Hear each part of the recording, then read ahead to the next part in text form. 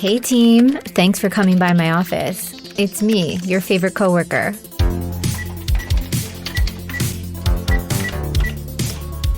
Hey everyone, welcome back. How are you doing? I hope everyone's having a good week.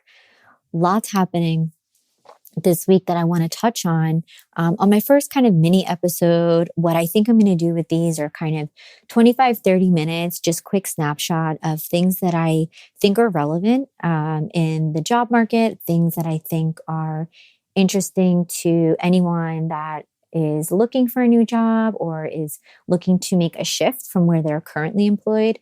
I think this will just be kind of a space for me to get a sense of what are people thinking and what are people seeing, and kind of share what I think and what I'm seeing. And we'll compare notes and we'll see what we come out with.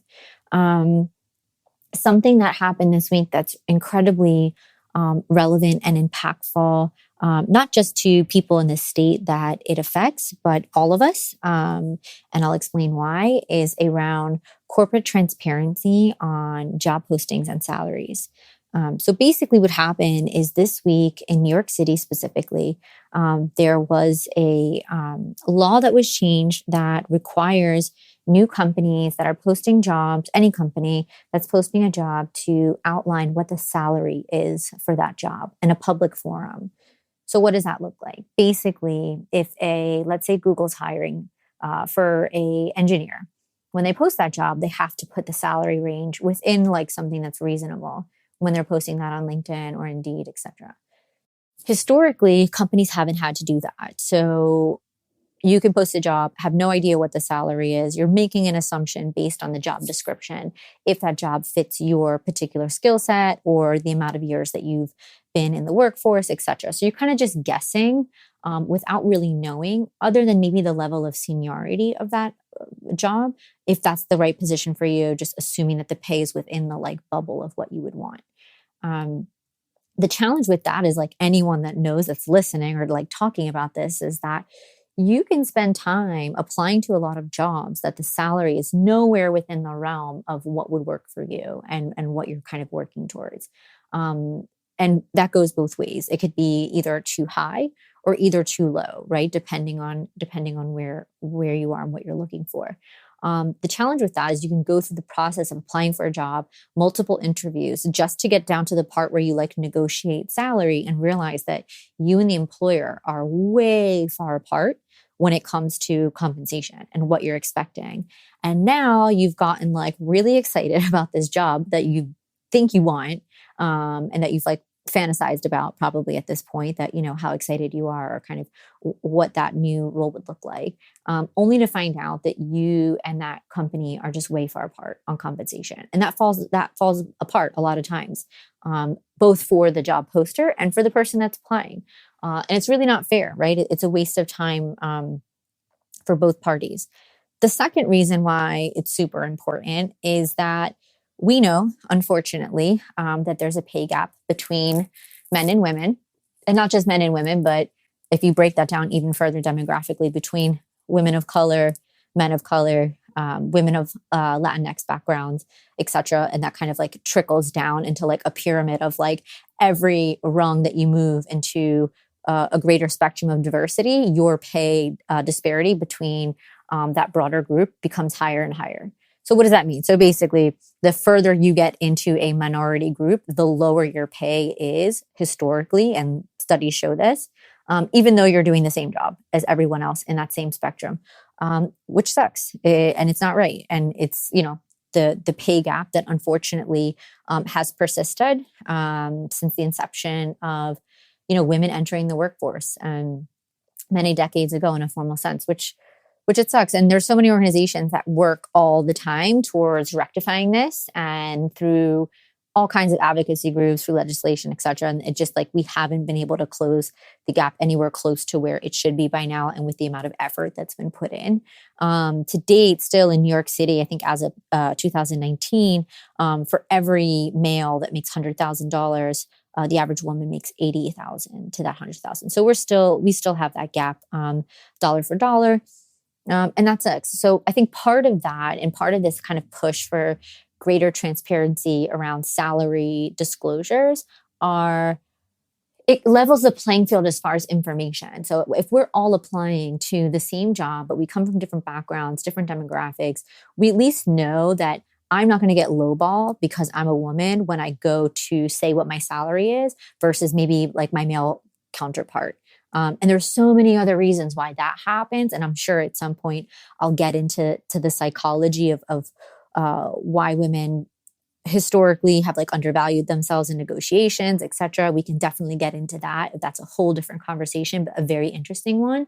But basically, there's greater transparency, not just for people that are applying for those roles, but people that already are existing employees of that company. So think about it. Let's say you're a middle manager in an organization and you know that they're now hiring someone with the same role as you in a different department, right? When they hire that person, you have no transparency or no understanding unless that person tells you how much that person makes and they're doing the same exact job as you. And unfortunately, more times than not, they're not making the same thing. They might be making more, they might be making less. But is that right? If you guys are doing the exact same job, should you be paid differently than someone else? I think not. And New York City thinks not also. And I think most people would support that. The challenge comes, as I think, in a few parts on the corporate side. And what we've seen already, this law just went into place in the last week, but what we've seen already is some employers posting these salary ranges that are completely insane. So someone from a very large organization posted a job and the pay was between $50,000 and $1.5 million in compensation. They've since taken that down because obviously that's insane and means absolutely nothing when the range is that wide. A lot of groups in financial services have been posting jobs between the range of $0 to $2 million, which obviously, sure, you'll make something between $0 and $2 million. But I think it'd be a lot more helpful if it was like in a range of $10,000 to $15,000 top and bottom of where you're going to be. We haven't gotten that far yet. Right now, some of the ranges are still really wide. I think on the average, they're between like 61 and 155, which is obviously a huge range. And it's very hard to kind of get context. But we'll see what happens. It's brand new. It just started this week. I think a lot of companies are kind of scrambling to figure out how they're going to institute it. I think a lot of them are also really scared because of the public perception of reckoning. So if you have 1,000-person workforce that now knows as you're hiring new roles, what those people are getting paid compared to what you're getting paid, then we have a lot of like gender equity and pay equity conversations that need to happen within that company. And a lot of companies aren't ready to do that yet because they just haven't kind of done an internal audit around, what are people paid in comparison to racial and gender metrics. And that's a whole nother conversation that we can definitely get in. But part of the goal with this, and I'm not sure what the outcome is going to be. I would love to hear if anyone, here has experience, on DE&I or anyone's an HR professional. Let me know. Is this something you're doing in your company? Are you the one responsible with posting these type of roles? I'd love to know. Let me know. I'd love to see how it's going.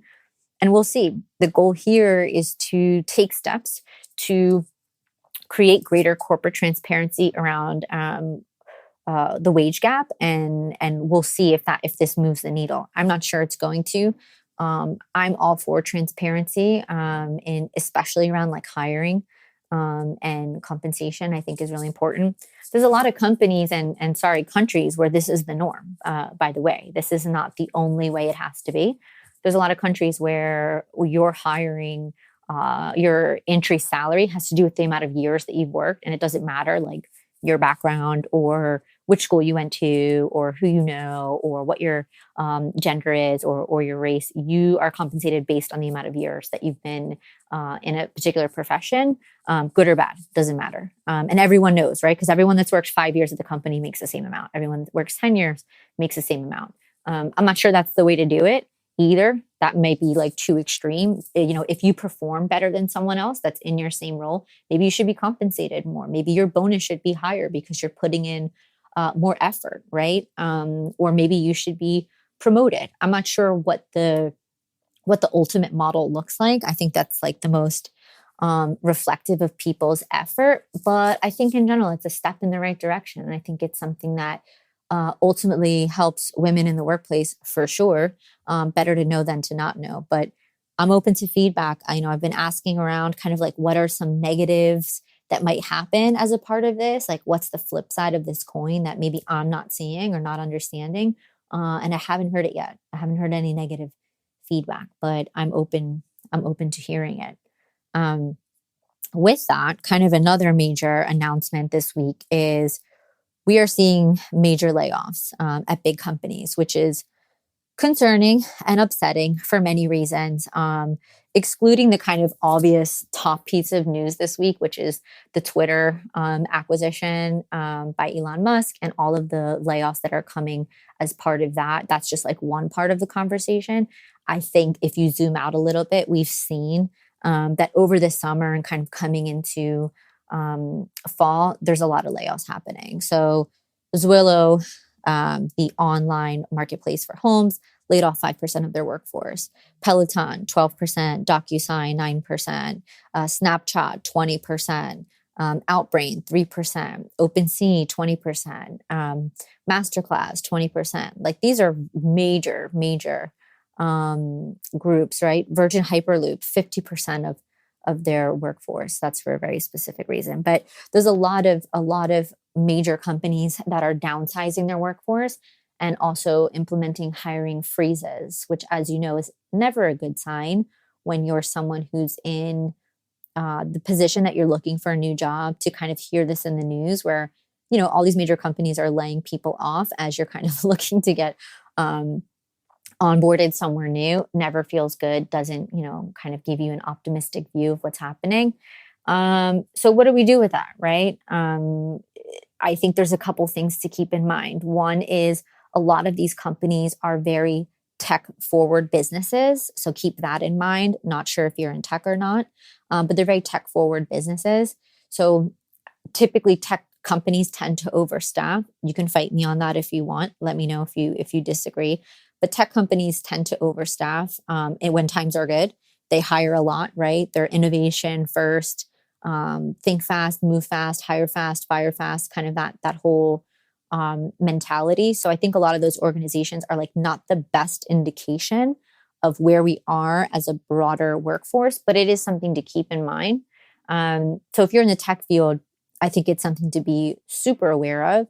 And then maybe start looking for other opportunities where you would be the token or the key kind of a developer or engineer within a company that maybe isn't very tech forward, but does need someone to manage those services within the company. So rather than being, employee number 200 out of like 500, like IT people or tech people or developers, et cetera, in your company, better to work with a smaller company where there's a team of tech or digital people where there's like 5 people, right? Because the likelihood that you have job security in that particular role is going to be a lot higher than if you're one of many.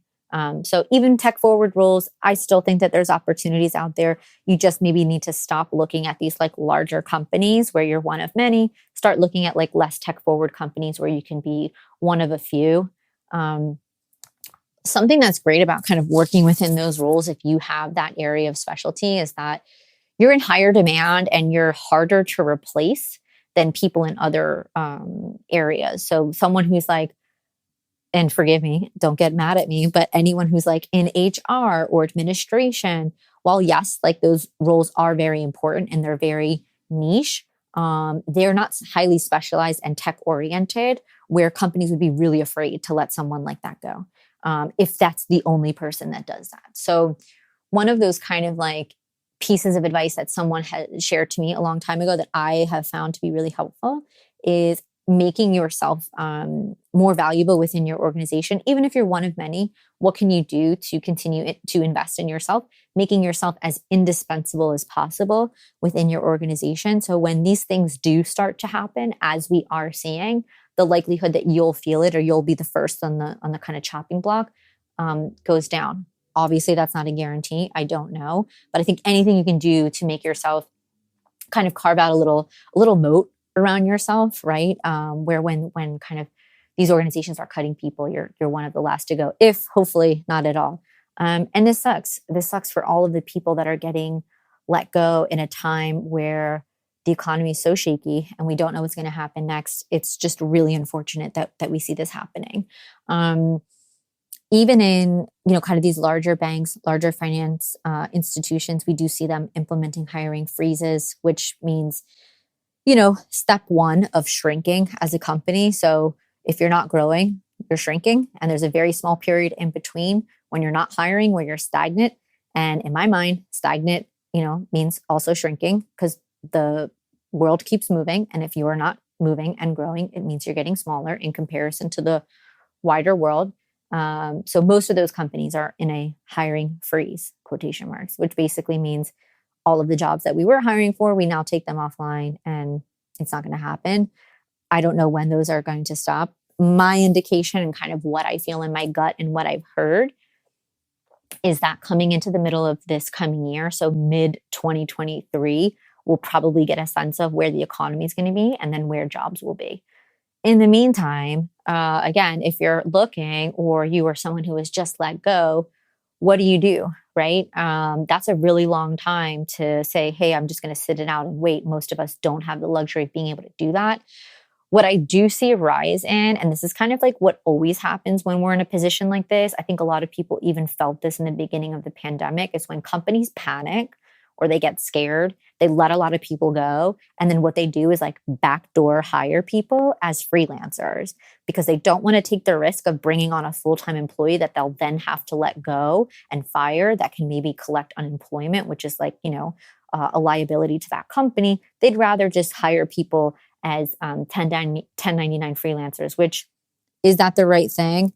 No, that's horrible for employees. But if you're looking to like gap 6 months or maybe 9 months or even 1 year, maybe more, in your employment of being let go somewhere before you can get another full-time job, looking at a lot of postings that are out there for like part-time or freelancers is definitely an option. I think there's also a lot of really incredible platforms now that didn't used to exist that are really helpful when it comes to being hired as a contractor. And I can definitely find some of those and link them if that's helpful.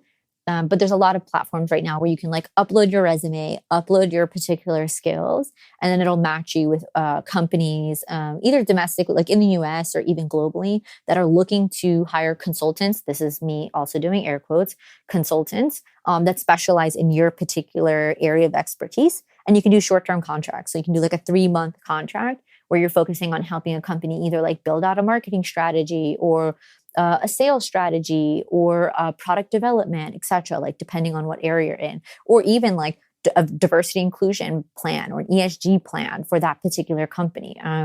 Those spaces right now I find are exploding. There's a ton of opportunities. Again, they're not full-time jobs, but are they employment in the interim to make sure you kind of keep your head above water? In the meantime, yeah. And they're great options. And I also know a lot of people that have started like that, and then found a company that they really loved through consulting. And then they ended up getting hired at that company full time. It gives you a really great opportunity to kind of like make connections, prove your value, see if you even like working at an organization like that before kind of making the commitment to being full time, which is, again, another way to look at it. When these things happen, it can feel like you're subject to like bigger powers that are just moving, right? The economy slowing down. And we feel at times like we're victims of a retracting economy. And it's like not our fault, right? Like we didn't do anything to be in this position, but we're subject to the ebbs and flows of the economy, and you do the best that you can. So if you can turn that around and create a lens of empowerment for yourself where you're like, okay, this did happen, but how can I shift my energy to feel like I'm auditioning employers to see if it's worth my time to work at that company? It's mindset, right? So if you're kind of shifting that to say, great, let me take this time to work on my resume. Let me look online at other resumes that are really polished and do really well. I also would consider hiring someone who's an expert to do revisions, kind of take a look at your resume, make sure it's in the best position that it can be, right? Having a second set of eyes, especially professional set of eyes, is really helpful. And then start auditioning. I'm doing quotes again, auditioning companies by reaching out saying, hey, I'm open to freelance work, or I saw you have this posted. I'm open to doing part-time. I'm open to consulting. Would love to learn more about the culture of your company, or kind of what are you guys looking for? What's the gel, right? That would like connect you to this company. It's like, just because you're in that position doesn't mean that you have to give up your integrity, your pride. Your value doesn't change, right? You're not less valuable because that company retracted and had to let people go. It's a sucky feeling, but it's absolutely not personal. It's just the state of where the world is. And don't let that get you down. I know that that can suck. I've been in that position myself. So I speak from a place of experience, not judgment, where it's like the absolute worst feeling, especially when, the world at large has just gone through so many traumatic events. You're just kind of like, okay, what now? Like, what else can possibly happen? Adding on top of that, if you have a lot of expenses, if you have children, if you support your parents, if you support someone with special needs, or you have a child with special needs, and your bills don't stop coming because your job is no longer there. Your life continues to go on. So do not lose faith. Keep your head high. Continue to see yourself as a high value person that deserves respect, and you are important. Don't let that change your view on yourself like that. I've been there and I get it. And I'm also here. Like, if anyone has feedback on here's some particular advice, how to kind of transition if you're one of these people that were part of these layoffs, let me know. I'd love to chat with you, or leave a comment, or send me an email or a DM or any of my social platforms. I want to hear what your experience has been. Sadly, and I'll kind of like move towards wrapping it up with this, I don't think this is the end of us hearing about this, which hurts my heart, because I think mass layoffs are just such a demoralizing thing, not just for those individuals, but like us as a country and us as a whole. When you start to feel that at scale, it doesn't feel good. It makes you feel nervous. It makes you kind of think, oh, what is going to happen next? And it's not a good feeling. So keep your heads up. I do think we're going to continue to hear more about this. I'm hoping with things like the New York City transparency around salary, we're moving in a very interesting and different direction of where we see hiring and firing happening this year. I don't think it's going to be like anything that we've seen, in the past 10 or 15 years. Maybe comparable to 2008 is the last time there was like this kind of level of stress and confusion around what would be happening. But let me know if anyone here has had this experience in a company where they've let 20% of their staff go, 35% of the staff. That's significant. Let me know your experience. I'd love to hear it. Again, thank you so much. I have a really exciting conversation coming next week with an incredible entrepreneur that I'm really excited to introduce you guys to. Her story is super interesting, talking about career shift. That's the other thing that I'll actually end with, is that a lot of times life's rejection is God's protection, whether you believe in God or not. But when life kind of makes you change course, a lot of times it's for the better. And it's a matter of figuring out what that next step is. And the entrepreneur that I speak with next week had that exact experience. And she took lemons and really made lemonade, a very incredible lemonade. So I can't wait to share that with you guys. But don't forget to look for Don't Tell My Boss on all of your favorite streaming platforms and social media at Don't Tell My Boss, the podcast. And don't forget, do not report me to HR.